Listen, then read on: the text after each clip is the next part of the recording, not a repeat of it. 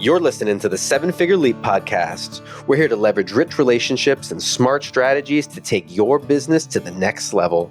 Here's your host, Dustin Rieckman. See curiosity as your superpower. So most of us, most leaders and people overall already know that it's a good idea to be curious. So it's not a new concept. Sure. But recognizing what it does, it opens up spaces, it reduces our judgment, it helps us see blind spots. And we also, most people know we're not as curious as we could be. So we'll take Tom, one of my clients, who's a creative, dynamic guy. And when his team presented ideas to him, he just had a tendency to cut them off. I know what they're going to say. I know what you're going to say. Or no, that won't work. The odds are pretty good. Most of us do that some of the time. Oh, yeah. And we don't take the time to explore. And then if you're in that room with Tom, say there's more than one person, or you're just that person, you're feeling pretty dismissed. So it's easy to happen. Just being more curious can change things. So here's what you can do. There's 3 core pieces. They're basic. This is one of those reminders piece. Listen more versus jump in. Just deeper listening. Ask questions. Things like, how would that work? Tell me more about what you're thinking. I love the 3 words. Tell me more. Super simple, easy to remember.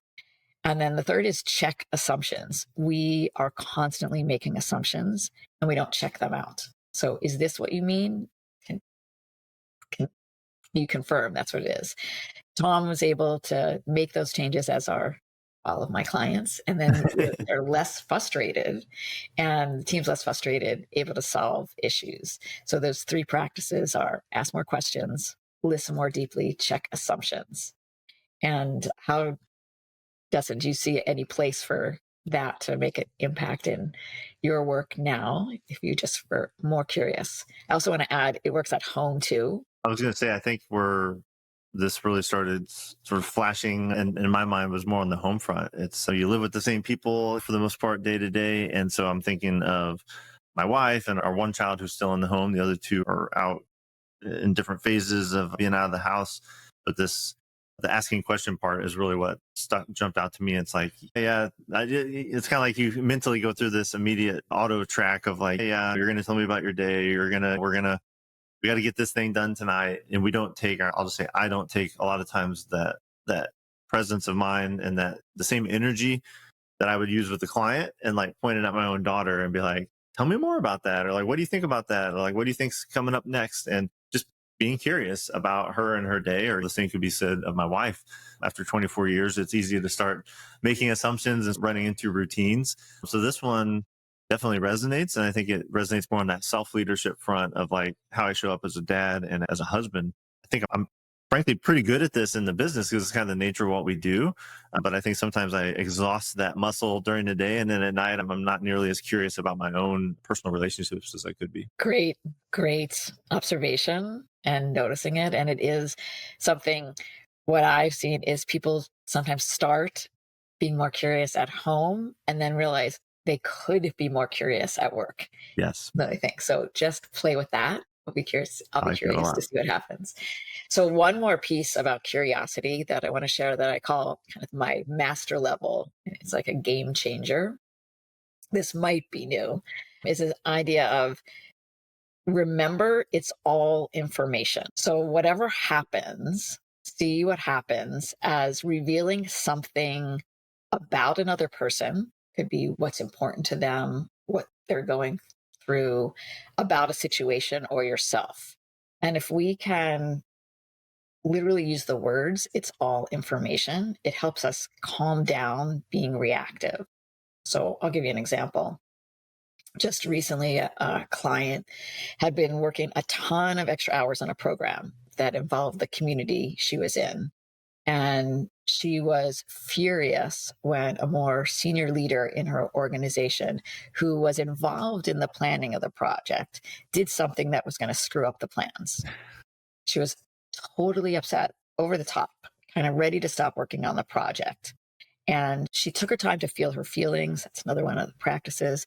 And remember, it's all information. Like, okay, what happened?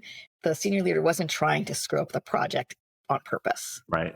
Even though it felt that way, that was her reaction. How could she do that? That's crazy. So gave her a moment. It's like a reset button. It's all information. And then give you a moment to get curious and ask, how else could I look at this? What was happening for this other leader? And I check my assumptions. What could we do differently now? And she walked away from the edge. She figured out what a next action could be. She learned some things, especially that things don't always go as planned, and I can recover. And the program turned out to be a really big success. But remembering it's all information when you get that email that pisses you off, or somebody does something that you didn't expect, or they didn't do something that you needed, it can just change your energy and change the possibilities you see and the actions you take. I love that. Yeah, I think of that as in the, of course, interpersonally, like you were describing, but even as business people, the promotion didn't go as well, or the offer or the workshop I hosted, right? And like you feel like a failure maybe in the moment, but the self-leadership lesson is like, there's information here, right? It's all new information. It's an experiment. There's some results I can react to and learn from.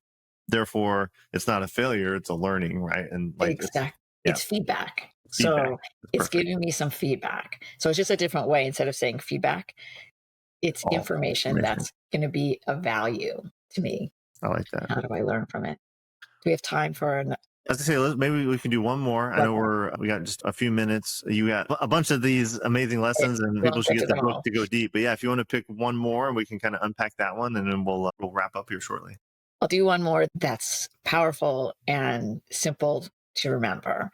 It's one of the core questions that I have in the book, and it is, what's my role?